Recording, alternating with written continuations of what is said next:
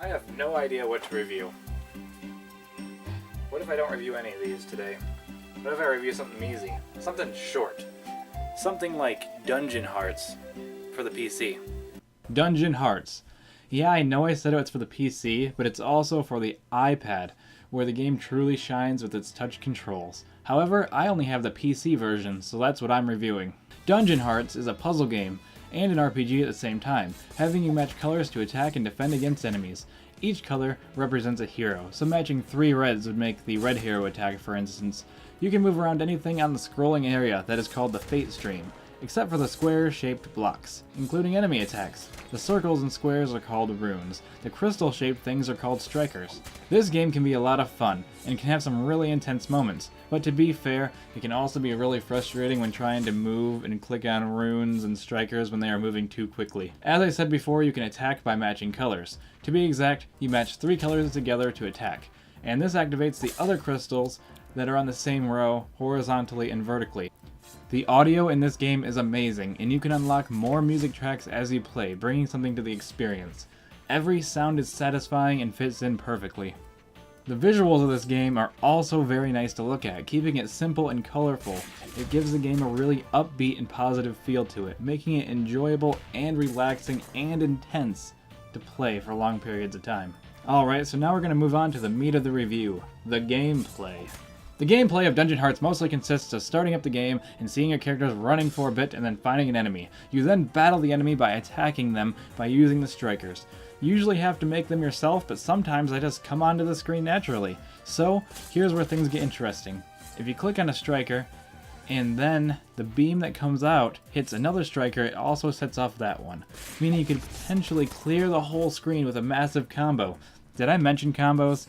I know I didn't because I'm reading off the script. Anyways, combos are necessary for playing the game if you plan on beating a single enemy before dying of old age. By having strikers hit each other and other runes of the same color, you rack up combos, which can do a lot of damage to the enemy. Just hitting one striker at a time usually will not cut it. The tricky part is lining the strikers up before they scroll off the screen, and you lose them forever. Eventually you will beat the enemy, in which you'll be able to play a level up minigame, which is pretty much the same thing except you're matching stars, and each one that you match up you get another level up, which also heals you a little bit. Speaking of healing, the red is the warrior, the green is the ranger, the yellow is the mage, and the blue is the wizard. I know I didn't say that in the right order. When you reach a certain level, you get special moves. For instance, the red gets this awesome attack where you can really pummel enemies. The yellow one can slow down the Fate Stream to give you more time. The blue one can heal you up. And the green one can actually attack with arrows and weaken the enemy. The best part is that you can use the specials in a pinch to get rid of everything on the screen, besides the yellow one. So, if you're about ready to get killed, you could just whip out a special and save your life. For now. You may have noticed by now that there's other symbols popping up.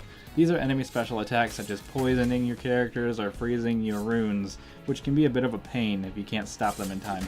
Also, there'll be a point where you have to hit each one of the enemy strikers once to break them, and then another time we have to hit them twice, and that's later on, and that makes it a whole nother ballgame, and this is way off the script. Once you finally die, you are rewarded with XP, which can be used to get permanent upgrades for your characters.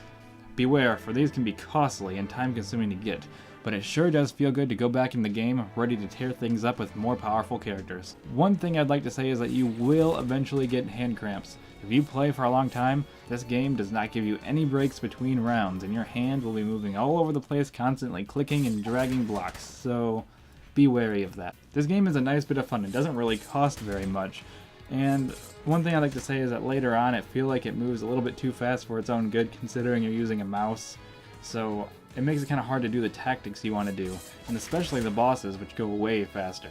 However, these are just little nitpicks on an otherwise good game, with a lot of heart. You can really tell that a lot of care went into developing this game. That's all for now. Thank you all for watching, and if you liked the video, remember to give me a thumbs up rating, or a sideways rating.